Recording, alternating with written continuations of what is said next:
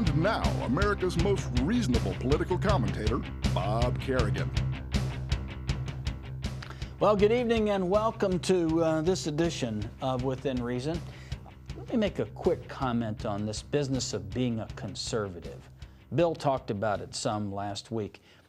It's just getting a little much. Go to parties and you go out in public and you talk and people say, oh, the person's a liberal, they're a liberal. You listen to the radio talk show people, the common enemy of the country is the liberal. Well, let me ask you this.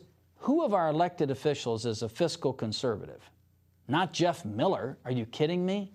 With massive farm subsidies that he has championed from the beginning because he has personal involvement in massive farm subsidies to his family. Jeff Miller supporting this off-balance sheet financing. You know, we're still involved in emergency financing of the war in Iraq, emergency financing, so it doesn't actually make its way into the budget. And then what they say is, yeah, but, you know, we're opposed to tax increases. No, they're not. They're opposed to present tax increases. They want to hand it to the Democrats, so for 4 years, the Democrats are going to have to do something to raise taxes. They're just going to have to do it. And we're going to have to face the reality that we have endless debt in this country. I mean, serious, serious debt in this country. There are no fiscal conservatives. So I'm tired of hearing it, and I hope you are too. It's a fiction. It's a joke. It's a big joke on you. More personal freedom. That's absurd. In the last 8 years, we've seen our freedom eroded and eroded and eroded. More personal responsibility. They're only talking about individuals not being able to sue corporations. They're not talking about corporate responsibility. Massive pollution that we have in this area in which nobody is going to do anything with a Republican administration. So accountability doesn't mean accountability for their supporters who are getting the money. No accountability for them. There's accountability for the working people. The accountability is, listen, if a corporate disaster hurts you and your family, you can't sue them. You're personally responsible. Take responsibility. And now I want to talk a little bit about Colombia, because the President of the United States has said that Uribe the President of Colombia, is a great advocate of democracy, one of the best people out there in South America, our great ally. We have, I will say, dumped tens of millions, hundreds of millions of dollars into a funneling source called Plan Colombia. This map shows you where Colombia is, and of particular interest now is the problem with Venezuela, which you can see on the map, and the border there. Now, one of the things that has been circulated in Venezuela is that Colombian rebels are crossing the border and coming into Venezuela and voting, which has been a source of votes for Hugo Chavez. Now, whether that's correct or not, it hasn't been determined, absolutely, but many people think that's what's going on. But what is really going on in Colombia is the artificial designation of anybody who opposes anything in a government. This is a civil war that's been going on in Colombia for 50 years. The FARC has been involved for 50 years, living in the jungle. Whole generations of people live and die in the jungle, fighting the organized government of Colombia. In that fight, Uribe calls them terrorists. That is, anybody opposed to the Uribe government. I want to talk a little bit about Uribe and Bush, and Uribe's family and his personal long ties to the drug lords and drug dealers of Colombia and the paramilitaries of Colombia who have been actively involved in drug dealing, assassinations, killings, and Uribe has been involved with these people, and as his family has for a long, long time.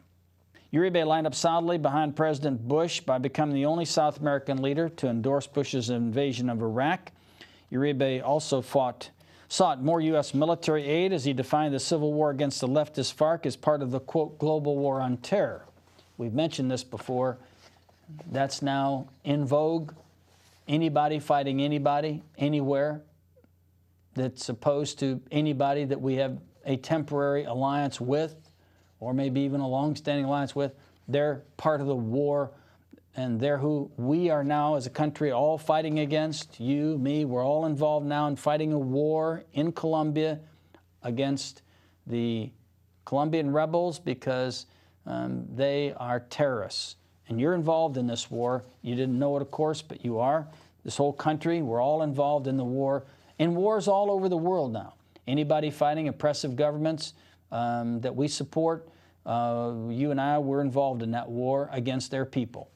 Used to be a civil war within the confines of the borders of Colombia. Used to be a civil war. No. Now it's part of the global war on terror, so we have to keep funding and more money, more military, and everything for them to kill other people in Colombia, the FARC primarily. With Uribe's popularity soaring, he got his congressional allies to change the Constitution, permitted him to stay in office longer. Still, allegations and accusations of corruption and unpublished human rights violations dogged him. Several investigations, especially those led by Colombia's Supreme Court, slowly amassed evidence against former and current government officials, prominent figures among the country's elite. Those implicated included dozens of current and former members of the Congress, high-ranking military officers, including the current chief of staff, entire army battalions allegedly working for drug cartels, prominent businessmen, some of Uribe's closest allies. In March 2006, a laptop belonging to a top paramilitary leader was seized in a raid. The computer was found to contain detailed information on drug trafficking operations, killings committed during the peace process, potential hit lists of other victims, the AUC's plan, that's the paramilitary, for influencing the government, and a list of contributors and political allies. We have dumped so much money into Colombia, staggering amounts of money. It has done nothing to reduce the cocaine production and distribution. It has enriched endless strongmen in Colombia and has guaranteed the continuation of a civil war in Colombia. There is no end in sight. And our alliance with Uribe through Plan Colombia has done nothing but create an enormous military power that's being used against the people of Colombia in their civil war. I'm sure everybody's tired of hearing about Halliburton, the no-bid contracts, the corruption, the Dick Cheney, long history of incompetence. This is worse because it involves so many other people. It's another Dick Cheney company, Halliburton. Dozens of U.S. troops in Iraq fell sick at bases using unmonitored and potentially unsafe water supplied by the military and a contractor once owned by Vice President Dick Cheney's former company. Pentagon's internal watchdog says a report obtained by the AP said soldiers experienced skin abscesses, cellulitis, skin infections, diarrhea, and other illnesses after being using discolored, smelly water for personal hygiene and laundry at 5 U.S. military bases in Iraq.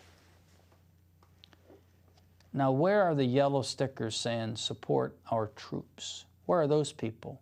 If they should possibly be listening, perhaps you'd want to send a note to your congressman to ask him, not to be blunt, but what in the hell's going on with our men and women serving under the circumstances of that miserable place, and we cannot get them water, decent water, and we're paying a fortune to Halliburton to get it there?